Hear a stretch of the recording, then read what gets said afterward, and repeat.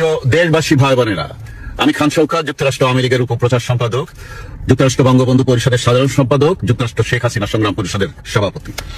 এটি আমার ৩১৩তম বক্তব্য। আপনারা জানেন, কাতারের দোহাতে যুক্তরাষ্ট্র, ভারত এবং বাংলাদেশের সরকারি প্রতিনিধি দল মিলে মিটিং করেছেন। সেখানে কাতারের সরকার প্রধান উপস্থিত ছিলেন। সেই বৈঠকে আলোচনা হয়েছে কিভাবে আগামী নির্বাচন অনুষ্ঠিত হবে এবং সেখানে আওয়ামী লীগ ছাড়া নির্বাচন হবে না, এরকম একটা বিষয়ের সিদ্ধান্ত হয়েছে। এখন সেই নির্বাচন তত্ত্বাবধায়ক সরকারের অধীনে হতে পারে, কিন্তু তার আগে জননেত্রী শেখ হাসিনা বাংলাদেশে প্রধানমন্ত্রী হিসেবে বাংলাদেশে ঢুকবেন।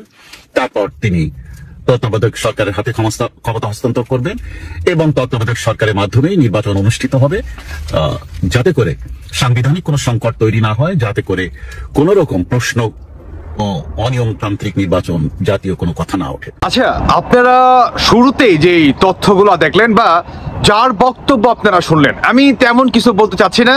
মানে এই ভিডিওতে আমি কোনো কথাই বলবো না। এই ভিডিওতে মাঝে মাঝে আমি আপনাদেরকে কিছু এভিডেন্স দেখাবো যে তার কথার সাথে 100% সত্যতা আমরা বর্তমান দেখতে পাচ্ছি। মানে এটা ঘটবে মানে 100% ঘটবেই। দেখেন এই ভিডিওটা। बंगालियों, हसीना वाजिद, ये तुम्हारा परचम है। हसीना वाजिद, ये तुम्हारा परचम है। याकूब खान, अयूब खान ने तो तुम्हें छोड़ दिया था, लेकिन इस बार अगर तुम लोगों ने पंगा लिया तो ये समझो कि बांग्लादेश खलास दुनिया के नक्शे से खत्म हो जाएगा। हम बदला ले सकते हैं, अगर नवाज शरीफ नहीं ले सकता तो हम बदला ले सकते हैं अपने परचम का। पाकिस्तान जिंदाबाद, पाकिस्तान जिंदाबाद, ये तुम्हारा झंडा हसीना वाजिद। हाँ।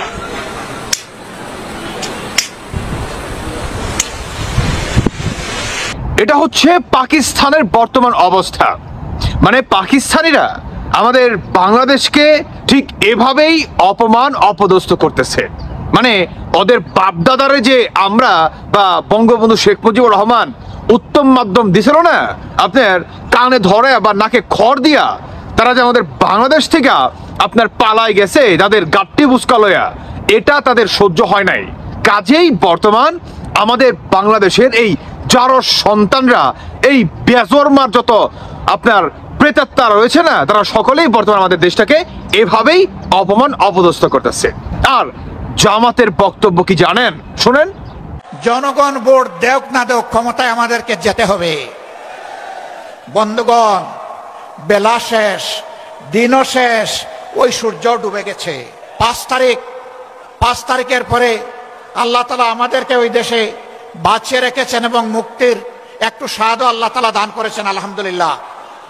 কিন্তু কোন ইসলামী দলের নামে আজকে চাঁদাবাজির পরিচয় তাদের কপালে জুড়ে দেওয়া হয়নি।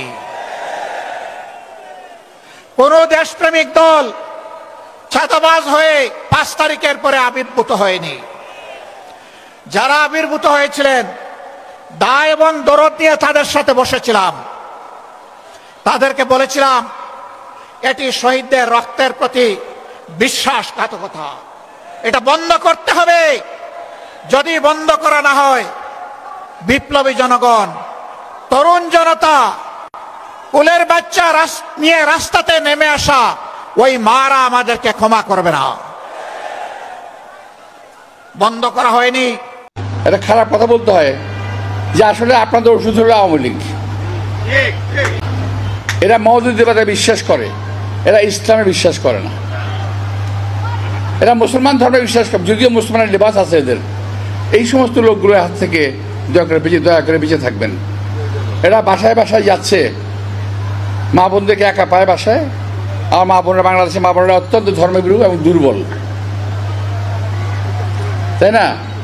এখন যখন ডাক্তার সাহেবরা চলে আসে বাসা থেকে, আমরা চলে যাই বাড়ি থেকে, তখন 2-3জন মহিলা গিয়ে বাসায় ঢুকে, এক গ্লাস পানি দেন, পানি খাবো বলে একটু কথাবার্তা বলে বসে। তারপরে বড় করে কি জানেন, বলে যে জামাতেরকে ভোট দেওয়ার জন্য এই দিলে এটা হবে, বেহেশতে যাবেন, না দিলে আপনার ক্ষতি হবে, এই বা নানান রকম কথাবার্তা আমরা বলে। তারপর বলে যে যখন বলে ঠিক আছে ভাই দেখবো না আমরা, তারপর ভাই বুকে একটু হাত দেন তো, বুকে হাত দিয়ে বলেন জামাতকে ভোট দেবেন। মহিলা বলল ঠিক আছে, দেখেন আপনারা কিন্তু কোরআন শরীফে হাত দিয়ে কথা বলেছেন, আমার বুকের মধ্যে কিন্তু কোরআন শরীফ আছে। কত বড় ধাপ্পা বাজেরা, বুকের ভিতরে কোরআন শরীফ আছে বলতেছে, মানে এখানে ছোট একটা কোরআন শরীফ দাদা থাকে, হ্যাঁ কোরআন শরীফ হাত দিয়ে বলছেন। তো এই ধরনের কথাবার্তা কাজকর্ম করতেছে। যদি জরুরি প্রয়োজনে সংবিধানের কোনো বিষয়ে ভায়োলেট করার বা এখনই কার্যকর করার প্রয়োজন হতে পারে, সেই বিষয়েও আমরা সুপ্রিম কোর্টের মতামত নিতে পারি। যে কোনো একটা আইনানুগ, বৈধ এবং সাংবিধানিক প্রক্রিয়া ছাড়া বাংলাদেশের সংবিধানকে পরিবর্তন করার কোনো অধিকার আমাদের কারো নেই। এই হচ্ছে বর্তমান জামাতের অবস্থা। বিএনপি যে আসলেই আওয়ামী লীগের সাথে একতা পোষণ করবে এবং আওয়ামী লীগের সাথে হাত মেলাবে, সেটা 100% মানে 100% হবেই। রাজাকাররা ক্ষমা চেতে হবে। যে সাধারণ বলেছে যে দেশ গোলাম আজমের দেশ, তার ক্ষমা চেতে হবে।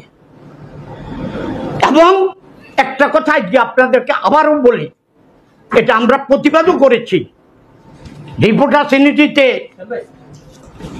রাজাকারেরা আমাদের দেশের সূর্য সন্তান মুক্তিযোদ্ধাদেরকে, লতিফ সিদ্দিকী সহ সূর্য সন্তান মুক্তিযোদ্ধাদেরকে যেভাবে অপমান করেছে, এটা জাতি হজম করে নাই। জাতির পেট ফাইফে রয়েছে, এটা যদি একদিন ফুলে তাহলে কিন্তু খবর আছে বাবা তোমাদের। আমি তোমাদের রাজাকার ক্যাম্প একটা নাও, অন্তত 20টা ক্যাম্প আমি লুট করেছি। আমার নাম হারুন চৌধুরী, তোমরা সেই কথাটা মনে রেখে। আমি একজন প্রত্যক্ষ মুক্তিযোদ্ধা এবং আমি ভারতে ট্রেনিং নিয়ে নেই। কমরেড মোহাম্মদ তাহার নেতৃত্বে, বাংলাদেশের সাম্যবাদী দলের নেতৃত্বে নোয়াখালী দক্ষিণ অঞ্চল আমরা মুক্ত করে রেখেছিলাম এই দেশে খেটে হওয়া মানুষদেরকে নিয়ে। কাজে কাজে আর একবার যদি গর্জে উঠি তাহলে আমার কিন্তু আপনার ওই একটা কথার কথা বলি, চালান উঠে গেছে, লাভের খাই গেছে, বাচ্চা কাচ্চা বড় হয়ে গেছে, এখন আমার মৃত্যুর সময়। তবে যদি তোমাদের হাতে মরে তাহলে আমার একটা লাভ হবে, কবরের উপরে লেখা থাকবে শহীদ। সেই চেষ্টা করছেন সবাই এবং দেশটা সেই দিকে যাচ্ছে। তো সেই ধারাবাহিকতায় আপনারা এটাও জানেন যে দোহাতে যে আলোচনা হয়েছে এবং তার কিছুদিন আগে দিল্লিতে খলিলুর রহমান এবং অজিত দোভালের যে আলোচনা হয়েছে, সেসব জায়গায় বাংলাদেশে যে পরিমাণ জঙ্গি ঘাঁটি গড়ে উঠেছে এবং যে পরিমাণ জঙ্গি তৎপরতা দেখা যাচ্ছে, সে বিষয়ে পুরা তালিকা, জঙ্গি ঘাঁটি সমূহের প্রশিক্ষণ শিবিরগুলোর তালিকা, তাদের ছবি, বিভিন্ন ট্রেনিং ক্যাম্পের এবং এদের সাথে কারা জড়িত আছে, এমনকি 2 জন ছাত্র উপদেষ্টাও জড়িত আছেন, এরকম একটা বিষয় ভারত সরকারের পক্ষ থেকে বাংলাদেশ সরকার হাতে দেওয়া হয়েছিল এবং তাদেরকে 1 সপ্তাহ সময় দেওয়া হয়েছিল যে এই সব জঙ্গি ঘাঁটি আপনারা নির্মূল করুন এবং এই সব জঙ্গিদেরকে গ্রেফতার করুন ইত্যাদি। সেইখানে একটা আক্রমণ আমরা দেখেছিলাম ইয়েতে, কুমিল্লাতে। সেখানে সেনাবাহিনী একটি রেড দিয়েছিল, সেখানে কয়েকজন গ্রেফতার হলো এবং বিপুল পরিমাণ অস্ত্র উদ্ধার হলো। তখন জানা গেল যে এই জঙ্গি ক্যাম্পের নেপথ্যে আছেন আসিফ মাহমুদ সজিদ ভুইয়া, যিনি আমাদের স্পোর্টস অ্যাডভাইজার। তো এরপর থেকে সরকারকে যখন সেনাবাহিনীর পক্ষ থেকে, ডিজিএফআই পক্ষ থেকে জানানো হলো, তারপরে কিন্তু আস্তে আস্তে এই বিষয়টা থেমে গেল। তো এরপর দেখা যাক, এখন জানা যাচ্ছে যে 30 নভেম্বর থেকে 5 ডিসেম্বরের মধ্যে বাংলাদেশের বর্ডারে আক্রমণ হতে পারে ভারতের পক্ষ থেকে, সার্জিক্যাল স্ট্রাইক হতে পারে, জঙ্গি ঘাঁটিগুলোতে আক্রমণ হবে। মাননীয় প্রধানমন্ত্রী শেখ হাসিনা, তিনি বাংলাদেশের প্রধানমন্ত্রী হিসেবে বিশ্বের বিভিন্ন দেশের সাংবাদিকদের উদ্দেশ্যে বক্তব্য রাখবেন এবং সেখানে কিন্তু বিভিন্ন দেশের রাষ্ট্রদূতরা উপস্থিত থাকবেন সেই প্রেস কনফারেন্সে, এবং তিনি জানাবেন ওই ভাষণে যে কত তারিখে তিনি বাংলাদেশে ঢুকবেন এবং তিনি বিশ্বের সকল দেশের সহযোগিতা চাইবেন ওই বক্তব্যের মাধ্যমে। তো এটি যেমন জানা যাচ্ছে, তেমন জানা যাচ্ছে আগামী 27 ডিসেম্বর অবসরে যাচ্ছেন আমাদের প্রধান বিচারপতি রেফাত আহমেদ। তো তিনি আবার আমাদের যে তত্ত্বাবধায়ক সরকার বিষয়ক একটা আইন আছে, সেই আইন হলো সংবিধানের রিভাইভ চ্যাপ্টার 2A অনুযায়ী নির্দলীয় তত্ত্বাবধায়ক সরকারের হাতে নির্বাচন পরিচালনার দায়িত্ব ন্যস্ত হওয়া উচিত। কারণ এই তত্ত্বাবধায়ক সরকার প্রথা ফিরে এলে আর অন্য কোন সিস্টেমে বা যে সিস্টেমের গভর্নমেন্ট নাই সেই সিস্টেমে নির্বাচন পরিচালনা করার অধিকার থাকে না কারোরই। তো সেই হিসেবে ইন্টারিম গভর্নমেন্ট বলে আমাদের কনস্টিটিউশনে কোনো শব্দ নাই, তারা আর এগুলো করতে পারবে না। তত্ত্বাবধায়ক সরকারের অধীনে হতে হবে। তাতে রিফাত আহমেদ যতটুকু বুঝতে পারছি তিনি হয়তো প্রধান উপদেষ্টা হবেন তত্ত্বাবধায়ক সরকারের, এবং তার আগে হয়তো নেত্রী ফিরে আসবেন এই বিভিন্ন আন্তর্জাতিক সমঝোতায়, এবং তিনি ফিরে এসে তত্ত্বাবধায়ক সরকারের হাতে ক্ষমতা দিবেন এবং নির্বাচনের দিকে যাবে। তবে ফেব্রুয়ারিতে যে নির্বাচন সেটি হচ্ছে না, এবং ডক্টর ইউনূসের মাধ্যমে যে নির্বাচন সেটি হচ্ছে না। এইগুলোই আমরা বিশেষ করে নানান সোর্সে জানতে পারছি। তবে একটা বিষয় আপনারা খেয়াল করেন যে এখন কিন্তু গত সেই জিয়া রহমানের আমল থেকে মানে বলতে গেলে দুধ কলা দিয়ে জামাতকে পুষেছে বিএনপি, কিন্তু এখন যে জায়গাটা হচ্ছে সেটা হলো বিএনপি জামাতকে সহ্য করতে পারছে না, জামাত বিএনপিকে সহ্য করতে পারছে না। বিভিন্ন জায়গায় হত্যাকাণ্ড হচ্ছে, আক্রমণ হচ্ছে, মারামারি হচ্ছে ইত্যাদি। আপনাদের একটু মনে করতে হবে যে আপনার এই বঙ্গবন্ধু হত্যার পর আপনার জিয়া রহমানের শাসন আমলে 1979 সালের 9 জুলাই কুখ্যাত ইন্ডেমনিটি অর্ডিন্যান্স বিলটি কিন্তু সংবিধানে অন্তর্ভুক্ত হয়েছিল জিয়া রহমানের শাসন আমলে। তো এবং সেই সময় থেকে বঙ্গবন্ধুর হত্যার বিচার করা যাচ্ছিল না, এটির সাথে কিন্তু জিয়া রহমানের সরকার জড়িত। তারপর 76 সালের 3রা মে সংবিধানের 38 নম্বর অনুচ্ছেদ বাতিল করে ধর্মভিত্তিক রাজনীতির উপর থেকে নিষেধাজ্ঞা তুলে দেয়া হয়। এরপর 1977 সালের 22 এপ্রিল সরকারি প্রজ্ঞাপন জারি, এবং পরবর্তীতে 1979 সালের 6 এপ্রিল 5ম সংশোধনের মাধ্যমে আইনে পরিণত করে ধর্মভিত্তিক রাজনীতিকে বৈধতা দেন জিয়াউর রহমান। এই বিষয়গুলো কিন্তু আপনাদের মাথায় রাখতে হবে। এবং এরপরও আপনার এই ধর্মভিত্তিক রাজনীতির রাজনৈতিক দলগুলোর প্রতি তাদেরকে রাজনীতি করার সুযোগ দিয়ে জিয়া রহমান এই যে জামাতকে নিয়ে রাজনীতি করছেন, তাদের লোকজনকে রাজনীতির সুযোগ করে দিচ্ছেন, যেটি এ পর্যন্ত চলছিল। কিন্তু এখন যেহেতু জামাত ক্ষমতায় আসার মতো অবস্থানে চলে গেছে, প্রশাসনের প্রায় 70% জামাতের দখলে, তো এখন তারা নানানভাবে ইলেকশন ইঞ্জিনিয়ারিং এর মাধ্যমে ক্ষমতায় আসার একটা চেষ্টা করছে। তখন তারা বিএনপিকে মাইনাস না করলে তারা তো ক্ষমতায় বসতে পারছে না, ঝামেলা হবে। তো এই জায়গায় তাদেরকে নেপথ্য সহযোগিতা দিচ্ছেন ডক্টর ইউনূস, এবং ডক্টর ইউনূস বিনিময়ে রাষ্ট্রপতি হবেন। তো এইরকম শোনা যাচ্ছে। এই কারণে তারেক জিয়া তার মাকে দেখতে আসার মতো সাহস পাচ্ছেন না। তিনি ভাবছেন জামাত তাকে মেরে ফেলবে অথবা আর্মিরাও তাকে মেরে ফেলবে, এইরকম কথা শোনা যাচ্ছে। এবং সবকিছু মিলায় মা মৃত্যুসজ্জায় তারেক জিয়া দেশে আসছেন না। সবকিছু মিলায় আপনার জামাত ক্ষমতায় যাবার জন্য অস্থির হয়ে উঠেছে, এবং তারা ধর্মের অপব্যাখ্যা করছেন। মানুষকে বলছেন যে তোমরা যদি বেহেশতে যেতে চাও তাহলে দাঁড়িপাল্লায় ভোট দিতে হবে। কেউ কেউ বলছেন যে কোন নেতা বলছেন আল্লাহ এবার কবুল করে ফেলেছে, সিদ্ধান্ত নিয়ে ফেলেছে যে জামাতই এবার ক্ষমতায় আসবে, তো তোমরা যারা জামাতকে ভোট দিবে না তাদের পিঠে চামড়া থাকবে না।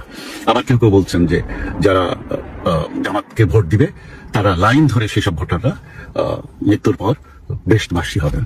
তো এটা অনেকে প্রশ্ন করছে, তার মানে আল্লাহ কি জামাত করে? তা পৃথিবীর সব দেশে কি জামাত আছে? পৃথিবীর অনেক দেশে তো মুসলমান আছে, তার সেই সব মুসলমান দেশগুলো থেকে জামাত আছে, এরকম অনেক কথা। তো যাই হোক, ধর্মের অপব্যাখ্যা করে তারা সাধারণ মানুষকে ইয়ে করার চেষ্টা করছে, মানে বিভ্রান্ত করার চেষ্টা করছে। তবে সবকিছুর শেষে সত্যের জয় হয়। আপনারা বিশ্বাস রাখুন, এই দেশে আবার মুক্তিযুদ্ধের পক্ষে শক্তি ঘুরে দাঁড়াবে।